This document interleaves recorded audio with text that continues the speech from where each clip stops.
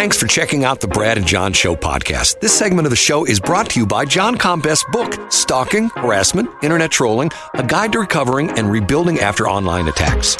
It's a great reference if you've ever been the unfortunate target of a social media attack. It's available on Amazon. Just search John Combest. That's C-O-M-B-E-S-T, John Combest, and the book will show up in your search results. Now it's time for another segment of the Brad and John Show. Can you handle it? Hi, it's me, Egbert, E-G-G-B-U-R-T, the owner of this radio station. I invite everyone to listen, no matter if you're young, old, black, white, Republican, Democrat, Libertarian, heck, I even want real estate agents listening to my station. Yes, even Rick and Tracy. You're all welcome. Now, it's back to my Goodwill ambassadors, Brad and John. You know, sometimes, and not all the time, but occasionally, the best part of this show is the show you don't hear. It's with John and I talking back and forth between breaks. And John and I just had an interesting conversation where, see, John and I don't agree on a lot, but John and I agreed 100% on that, didn't we? We did. You know what? Maybe that's a thing that we could monetize, Brad, would be the behind-the-scenes conversations. And then everybody in the world would either cheer us or hate us, which is kind of like it is today. Yeah, you know? Right. Okay. The thing I wanted to talk about was, you've been in this McDonald's right there at Mid-Rivers Mall and right in front of the Tarjay store. I know it. I've been there within the last 2 weeks, Brad. Well, hold on a minute now, but then you because you mentioned a comment to me a couple minutes ago, because the interesting thing is you said you went to the counter. There is no counter anymore. Well, I had, within the last 2 weeks, I had the woman up front take my order for me. But there's no way to do that anymore. She came, well, the kiosk, so for people that have been inside a modern-day McDonald's, you'll know what we're talking about here. You go up to the kiosks, you enter your, I happen to have a code because I'm a frequent flyer at McDonald's. And I entered it and I told the girl, I said, hey, this thing isn't working. She's like, yeah, we've had a problem with that one all day. She's like, what did you order? And I told her it was a Happy Meal order. And I think it was wrong the first time I ordered it. Like the machine didn't respond. But anyway, we got our food and that was all. Okay, well, the point I was going to make, in most of your McDonald's nowadays, you have the choice between the kiosks and a person at the counter. The redesigned McDonald's right there at Mid-Rivers Mall Drive does not have a counter anymore. There's no place, if you walk in, you can't give your order to a person because there is no person. It's designed so that they're the only thing you have is kiosk. Now, I'm a computer guy. All day long, I sit here and I do computers, and I'm not trying to say that I'm the best guy in the world, but I do websites. I have an iPhone. I would say that I'm on a technical level. I'm a broadcast engineer. I'm not your typical, 89-year-old person that's going, can someone just take my order? I'd rather just talk to a real person. But I went to that McDonald's earlier this week, Monday or Tuesday, at lunch. And the crazy part of it is, I've gone to those McDonald's zillions of times through the years, okay? I'm there at 12:30. I'm the only person in the dining room. And I think because of the fact that what McDonald's has done, they've redone this McDonald's where you walk in, there's kiosks right there. There is no counter anymore. There's an area where someone can walk up and talk to you, but there's no cash register there anymore. It's just all kiosks. And I wanted the $5 value meal, okay? If I go to McDonald's and go through the drive-thru, they answer my, I pull up to the speaker and I go, I want the $5 value meal. And they ask me a few questions like, what soda do you want? And what barbecue, what sauce do you want for nuggets? Okay, bang. I give my order in 20, 30 seconds, okay? It probably took me 2 minutes to put my stupid order in because it asked me all these questions, and the kiosk is not real fast. It's sort of slow with response. You're right. Right. And to the point, I'm going like, it would be so much easier if I could just look at a person and say, look, I want the $5 value meal. Give me a Diet Coke and barbecue sauce. Once again. I do. But Brad, hold on. You're thinking about it from a customer experience and not a shareholder perspective. But the other interesting thing is, and the soda fountains are gone. Did you notice this as well, too?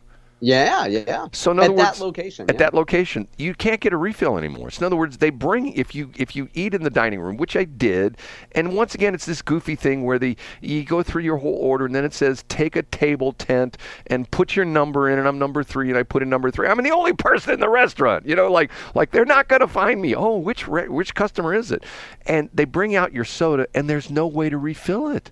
So You're can't. right. Yeah, that's by design. Right, it's by design. So I'm going like, okay, Now, Brad, here's where I'm with you. So I would be okay if I was going through. Let's say I didn't care about my health and I wanted to put strange food in my body every day. So I ate fast food daily, and I would go in to a McDonald's. And the advantage of ordering inside, I've always thought, whether you're going to a Wendy's or a McDonald's or whatever, is that when they get your order wrong. So I order everything special. Like, you've seen me in person. You think I get cheese and bacon on my burger, Brad? Because I order everything special, they'll get it wrong in the drive-thru. And then I have to pull into a spot, walk in, stand at the counter with my you-know-what in my hand to try to get somebody's attention to get them to fix it.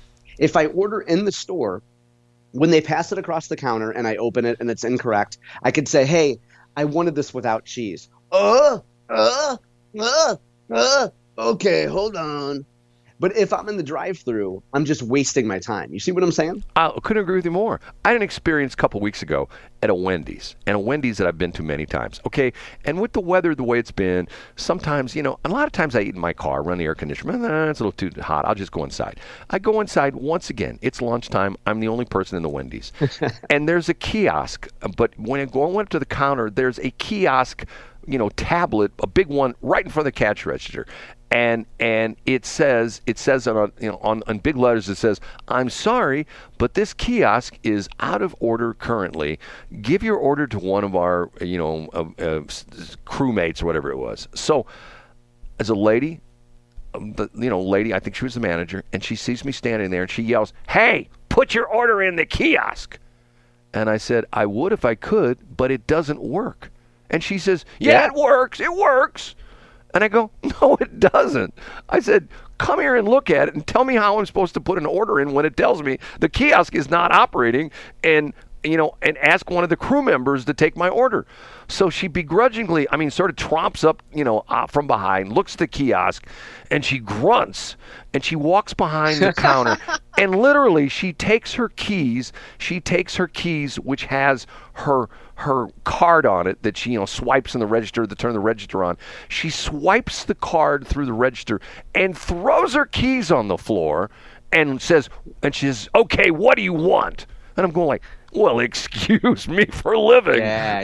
What a hassle you're creating, Brad. Right. I'm bothering you. I'm a customer who wants to eat at Wendy's. And do you care to tell us, will you give us a general location of this? I'll tell you exactly what it was. It was on Jungermann Road, right across from the Wally World, right next to what used to be the bank of... I know, Brad, I've been to that Wendy's more than any other Wendy's that I've ever been to. I know it very well. And I bet you if you lined up the employees, I would be able to point them out to you. They have a young man there who's very good. They have a young man there who's not very good. But yeah, I would recognize him. Well, but see, here's the interesting thing. Sometimes I kid about you, John, because the reason that customer service has diminished and things are not necessarily being done for the customer is because of the John Combests of the world.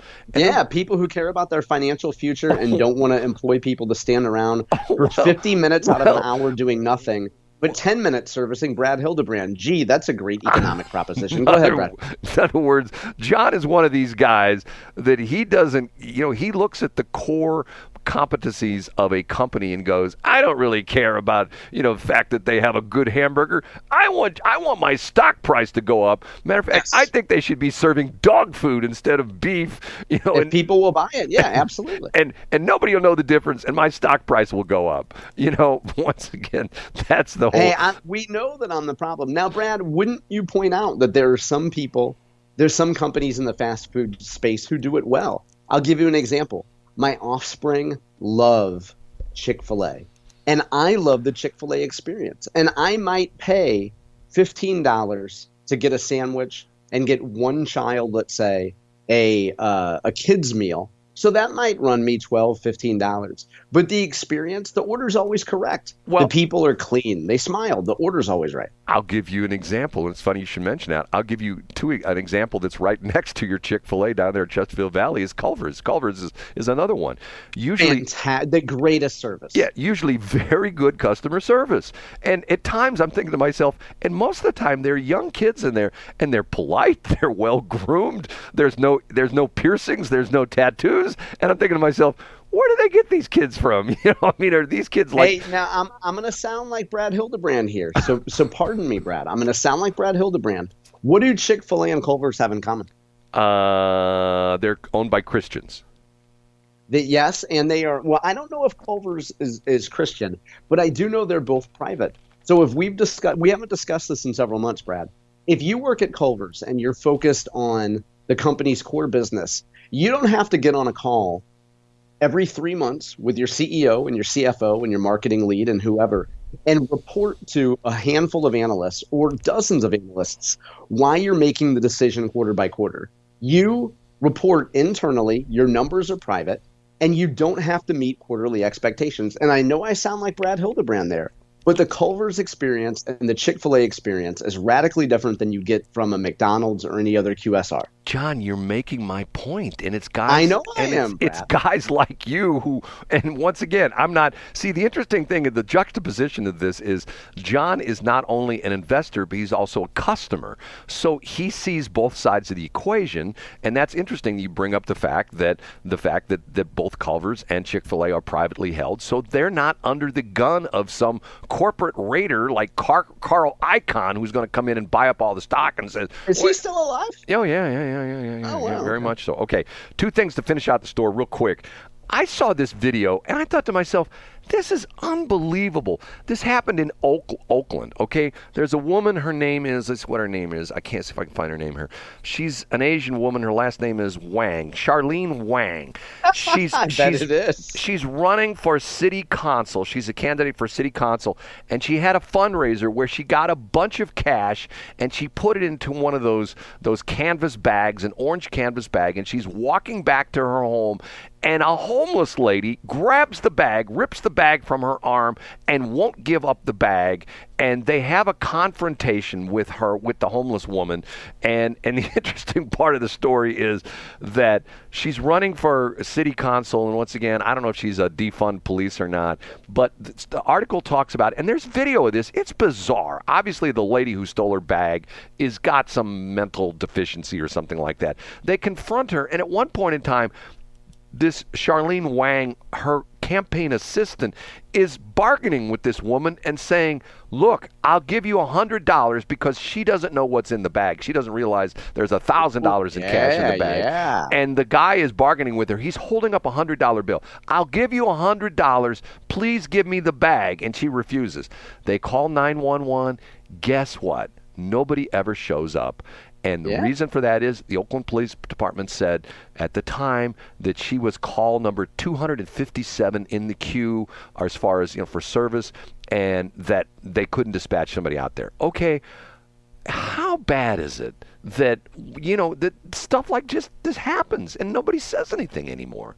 You know what I mean? I mean, especially the reason it's got attention, if it wasn't for the fact that it wasn't a woman running for the city council, of just some woman walking along with $1,000 in a bag, it wouldn't be newsworthy. Right, it wouldn't be newsworthy. Okay, so that's the story. That's story number. But hold on, Brad. Are you sure?